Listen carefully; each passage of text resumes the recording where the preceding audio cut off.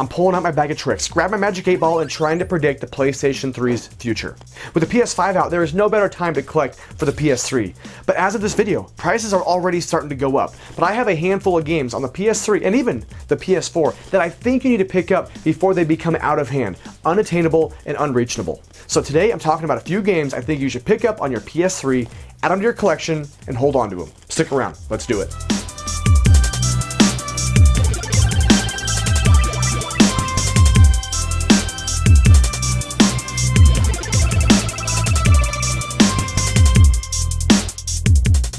Why not start off with a company known for publishing and developing games with low production run? You know who I'm talking about. It starts with an A and ends with an S. It's Atlus. Come on now. Atlus has been known throughout history to put out a bunch of games, but many of them have such low production runs, they become collectible. We're talking Snowboard Kids 1 and 2 on the N64, Rule of Rose on the PlayStation 2, and now, moving on to the PlayStation 3, what game is it? Dragon's Crown. Dragon's Crown is available for $20 on Amazon. You can even buy a new version on the PS4 for $20 with a cool steelbook style case, and it's a great game. It's a side-scrolling hack and slash old school arcade action that lasts hours and hours with up to I think 3 other players, so you can do 4-player co-op. It's kind of got some adult themes to it, but at $20 right now, come on, it's time to buy this game. And the nice thing is, for $20, it's still a great game. If you like the old school Dungeons and Dragons style, anything TMNT, obviously a little different genre with the wizardry and the sorcery, but this is a great game. And I remember playing tons of Dungeons and Dragons on the arcade, and this is exactly what you need if you want to relive that in modern times on a modern console.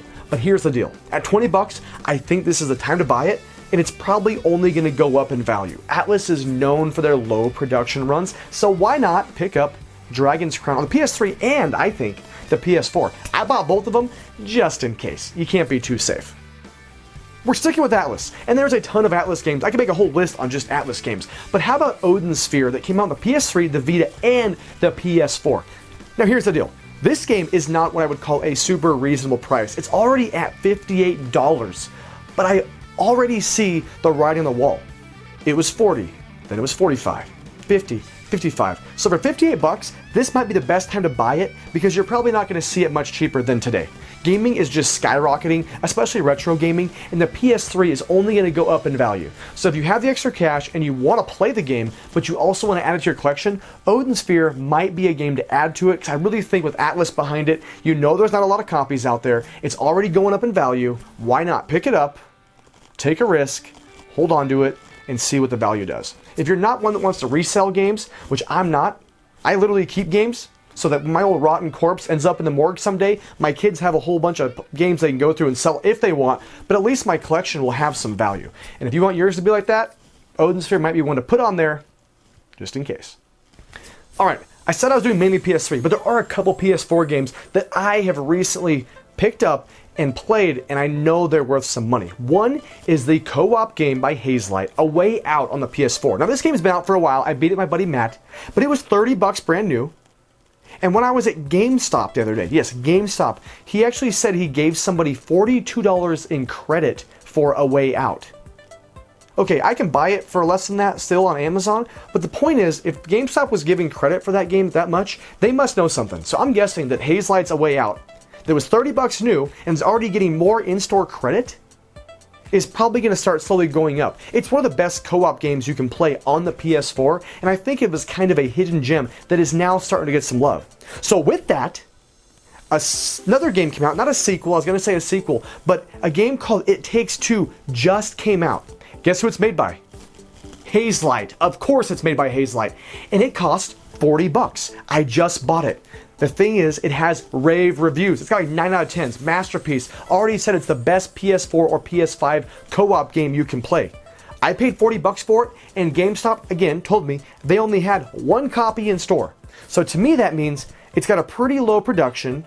If you don't want the digital copy, you want to buy it physical, It Takes Two might be the game worth paying full price for, because it's a great game anyway. You can only play it co-op, but I think over the course of time, it might be one of those games that goes up in value. If I'm wrong, come back here and throw me to the bus. I don't care.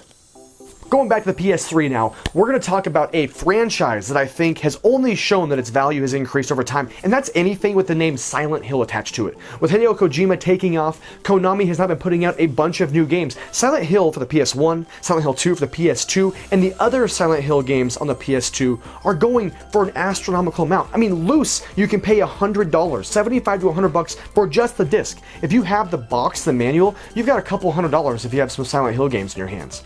So with that, where are you going now? The PS3. Now there's a couple different ways you can do this. The Silent Hill HD collection, which may not be the best collection, has Silent Hill 2 and Silent Hill 3 on it, and it's still at a fairly reasonable price. For $28, you get Silent Hill 2 and Silent Hill 3 in an HD collection that you can play on your PlayStation 3. Again, I know people have kind of complained about the quality of those, but if you just want to play the game and have it, and again, may be worth collecting, that might be the way to go.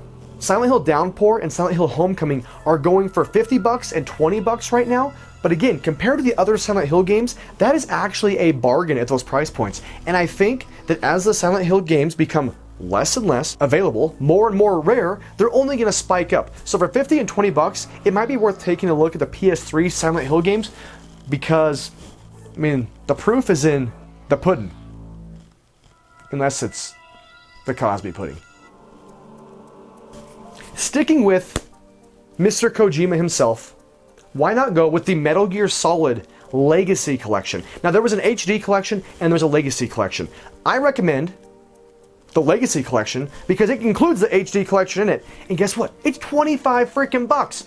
The Metal Gear Solid Legacy Collection for $25 literally gets you almost all of the Metal Gear games that you want to play up until the most recent. You have, in this order, Metal Gear 2, Solid Snake, Metal Gear Solid 1, Metal Gear Solid 2, Metal Gear Solid 3, Metal Gear Solid 4, then you get VR missions, and you get the PSP game, Peace Walker. For $25, that is a ridiculous bargain, and one of the best collections of games ever.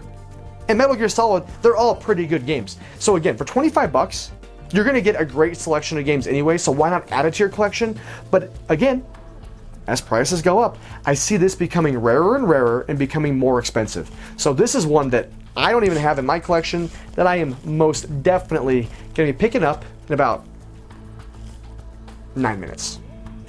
And I'm closing this out with another game that is actually fairly expensive already, but it's been on many hidden gems lists. It's a game that I have been really wanting to pick up, and I should have done it a while ago, and that's Lollipop Chainsaw. It's already $50 to $80 on eBay. You might be able to find it a little bit cheaper. The Lollipop Chainsaw is a weird, unique game. You're a cheerleader who is fighting off the zombies in your high school. I mean, it sounds weird, but it's a hack and slash game, action game. They got pretty good reviews. And because it's been on many hidden gems lists, it has already started skyrocketing in price. But I think 50 to 80 is the tip of the iceberg on where this is going to end up over the next 5 years. So if you want to get a game that is already showing signs of growth, and it's a good game. Most of the games on here are already worth playing. Lollipop Chainsaw. I can't even say Lollipop Chainsaw without just... Anyway, Lollipop Chainsaw. What a game. Anyway, is worth checking out. If you have the extra cash, and you can find this, even at the lower end of that $50 price point, pick it up, all right? Come back, thank me later. There you go. I gave you the keys to the car. Now it's up to you to spend some of that hard-earned cash. Take your Stimmy money, take that child tax credit. I don't care where you get the cash, go buy some of these PS3 games. They're worth playing, especially the Metal Gear Solid HD collection. Come on now. I got 6 minutes left and I gotta buy it. So that's where I'm at. So let me know in the comments below what you think are worth collecting. Have you played these games? Do you own these games? If you have Lollipop Chainsaw, let me know. I'm going to pick that one up at some point. Anyway, guys, thanks for hanging out. You see me every Friday, unless I surprise you with a midweek video. Like always, thanks for watching. Thanks for subscribing. Keep trolling. Keep rolling. See you next week.